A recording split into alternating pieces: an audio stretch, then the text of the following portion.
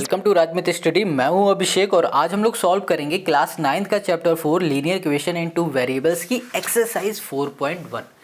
देखो एक्सरसाइज 4.1 में सिर्फ दो ही क्वेश्चन है, दोनों क्वेश्चन को आज इसी वीडियो में कंप्लीट पढ़ने वाले हैं। यहाँ पर जो पहला क्वेश्चन है इसे देखो, ये कह रहा है the cost of a notebook is twice the cost of a pen. जो नोटबुक की कॉस्ट है ना वो ट्वाइस है पेन की कॉस्ट है। कह रहा है write a linear equation into variable to represent the statement. कह रहा है इस स्टेटमेंट को रिप्रेजेंट करना है आपको लीनियर इक्वेशन इनटू वेरिएबल में, बस यही समझना है आपको। देखो यहाँ पर क्वेश्चन क्या कह रहा है कि भैया जो नोटबुक है उसकी जो कॉस्ट है वो पेन की कॉस्ट के ट्वाइस है। तो इन दोनों की कॉस्ट है क्या हमें कॉस्ट पता है? एक्चुअल में नहीं पता है ना। तो जो भी चीज़ हमें पता नहीं होती उसे हम लोग हमेशा लेट कर लेते हैं। वर्ड प्रॉब्लम में कोई भी आपके पास क्वेश्चन आ जाए और जो भी चीज़ उसमें पूछा जा रहा है, कुछ भी पूछा जा रहा है, उसे आप सबसे पहले लेट कर लो। तो यहाँ पर हम लोग लेट करेंगे। यहाँ कर दिया हमने लेट द कॉस्ट ऑफ, हमने यहाँ कर दिया नोटबुक।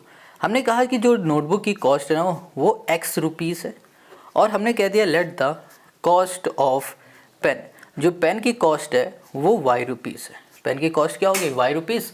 नोटबुक की कॉस्ट हो गई x रुपीज़।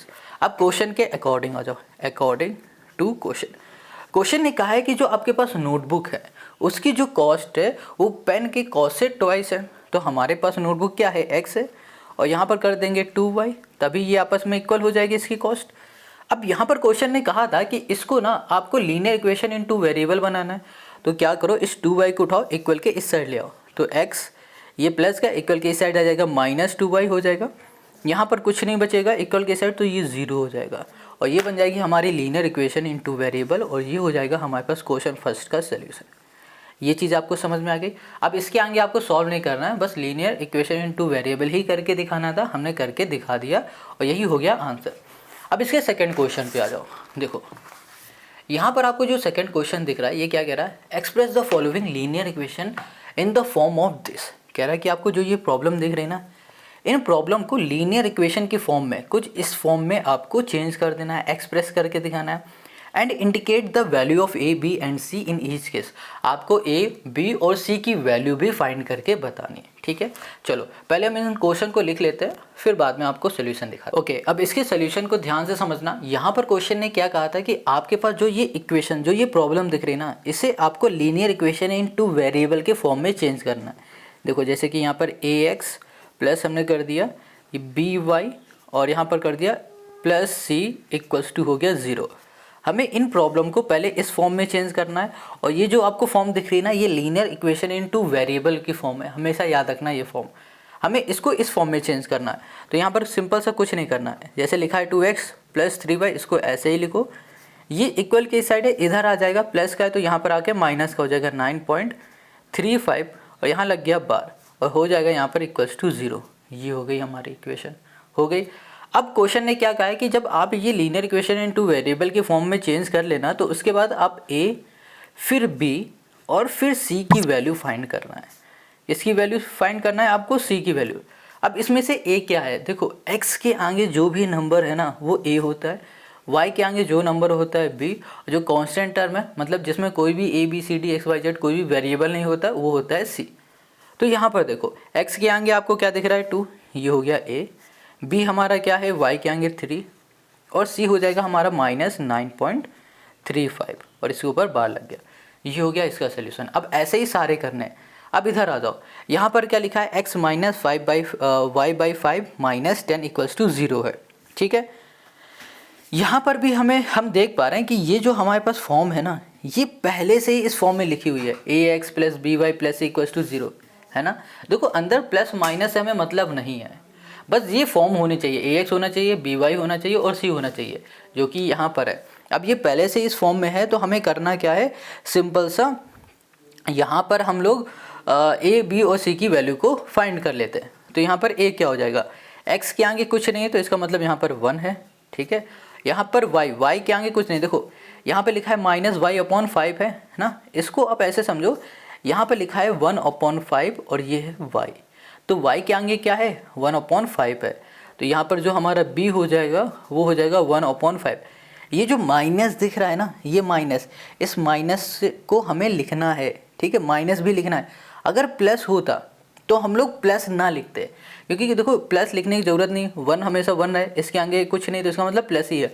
बट यहाँ पर माइनस है तो आपको माइनस भी लिखना पड़ेगा। अब यहाँ पर आ जाओ सी हमारे पास क्या है 10 है, और 10 माइनस का है तो आप लिखो -10। ये चीज़ आपको समझना है। अगर आपने सिर्फ 10 लिख दिया तो ये गलत हो जाएगा। अब यहाँ पर आ जाओ, इसको पहले क्या करना है, लीनियर इक्वेशन 2 वेरिएबल के फॉर्म में लिखना है। ये इक्वल के इस साइड है ना, हमें 0 बनाना है। यहाँ पर हो गया 2x प्लस 3y, ये माइनस का इधर आ जाएगा तो सॉरी ये प्लस का इधर आ जाएगा तो माइनस का 6 इक्वल्स टू 0। अब इसमें से a क्या है, x के आगे क्या दिख रहा है आपको -2, ये a हो गया। अब b क्या, y के आगे आपको क्या दिख रहा है 3, ये हो गया हमारे पास b। c क्या है हमारे पास -6, ये हो गया -6। a b c हमने फाइंड कर लिया। अब फोर्थ में आ जाओ, यहाँ पर x इक्वल्स टू 3y है ना, इसको पहले हमें क्या करना है, लीनियर इक्वेशन इनटू वेरिएबल के फॉर्म में चेंज करना। तो यहाँ पर x ऐसे ही रहेगा, ये प्लस का इधर आ जाएगा माइनस का, -3y इक्वल्स टू 0। ये हो गए हमारी फॉर्म। अब आप कहोगे भैया यहाँ पर ये लीनियर इक्वेशन इनटू वेरिएबल के फॉर्म में तो नहीं दिख रहा है, क्योंकि यहाँ पर तो c है, यहाँ पर c तो कुछ नहीं। देखो जब कुछ नहीं है तो इसका मतलब समझ लो यहाँ पर 0 होगा। क्या होगा, 0 होगा और कुछ भी नहीं। तो अब यहाँ पर a हमारा क्या हो जाएगा, x के आगे कुछ नहीं इसका मतलब 1, b हमारा क्या हो जाएगा, y के आगे -3 है तो -3 हो जाएगा, और c यहाँ पर कुछ नहीं तो इसका मतलब यहाँ पर 0 हो जाएगा। और यही हो जाएगा हमारा इस क्वेश्चन का सोल्यूशन। ऐसे सॉल्व किया जाता है। ये हो गया। अब आते हैं इसी के फोर्थ वाले में, ठीक है, सॉरी फोर्थ हो गया। फिफ्थ वाले क्वेश्चन में आ जाओ। देखो यहाँ पर लिखा है 2x लिख दिया, ये माइनस का इधर आ जाएगा तो ये प्लस का 5y। अब देखो यहाँ पर ना c हमें दिख नहीं रहा, c नहीं है, ये वाला टर्म नहीं है, तो यहाँ पर क्या लिख दोगे, +0 कर दो और इक्वल्स टू यहाँ पर 0 हो गया। अब a क्या होगा हमारा, x के आगे क्या है 2, ये a है। b क्या हो जाएगा, y के आगे 5 है, ये 5 हो गया। c हो जाएगा हमारे पास 0, ये हो गया c। अब आ जाओ इसी के 6 वाले में।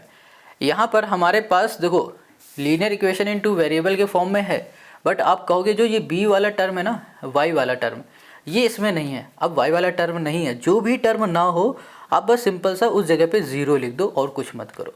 क्या लिख दो, 0 और कुछ भी नहीं। तो a हमारा क्या हो जाएगा, a हो जाएगा x के आगे जो नंबर है 3। b क्या हो जाएगा, b में कुछ नहीं तो आप सिर्फ 0 लिखो।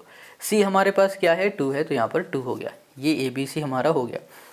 अब यहाँ पर आ जाओ, यहाँ पर y है -2 है। देखो यहाँ पर y वाला टर्म तो है, बट इस बार हमारे पास x वाला टर्म नहीं है, y टर्म है x टर्म नहीं है।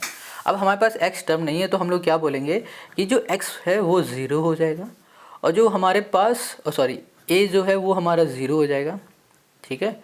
और जो हमारा b होगा वो x के आगे कुछ नहीं तो इसका मतलब 1 है तो यहाँ पर 1 हो जाएगा, और जो c है वो हो जाएगा हमारा -2, ये -2 कर दिया। अब इधर आ जाओ, यहाँ पर है 5, देखो यहाँ पर 2x है, 2x लिखा, ये हमारा है प्लस का, इधर आएगा तो माइनस का 5 हो जाएगा। अब यहाँ पर इक्वल के इस साइड कुछ नहीं बचा तो यहाँ पर हमने 0 कर दिया। अब देखो x हमारा क्या हो जाएगा, a हो जाएगा, x के आगे नंबर क्या है 2, b यहाँ पर कुछ भी नहीं, मतलब कि y वाला टर्म, ये जो y वाला टर्म है ना यहाँ पर है नहीं। अब y वाला टर्म है नहीं तो हम लोग b को क्या बोलेंगे, 0 बोल देंगे। और यहाँ पर हमारे पास 5 है तो c को हम लोग बोल देंगे -5। और ये हो गया इस क्वेश्चन का हमारा सोल्यूशन। हमें ए बी सी फाइंड करना था, ए बी सी फाइंड कर लिया, और हमें क्या करना था, लीनियर इक्वेशन इनटू वेरिएबल के फॉर्म में बनाना था, जो कि हमने हर एक को बना लिया। अब ये क्वेश्चन नंबर जो हमारा 2 है कंप्लीट हो गया। तो एक्सरसाइज 4.1 भी हमारी सॉल्व हो गई। ये पूरा बेसिक था, कुछ नहीं था इसमें। अब जो नेक्स्ट एक्सरसाइज है ना 4.2, इसको हम लोग सॉल्व करेंगे नेक्स्ट वीडियो में, और उसकी लिंक आपको डिस्क्रिप्शन में मिल जाएगी। तो आप डिस्क्रिप्शन में जाओ और कमेंट करके हमें ज़रूर बताना कि आपको ये वीडियो कैसी लगी। अगर अच्छी लगी है तो सब्सक्राइब करो चैनल को, शेयर करो दोस्तों के साथ, और कमेंट करके हमें ज़रूर बताओ। मिलते हैं नेक्स्ट वीडियो में।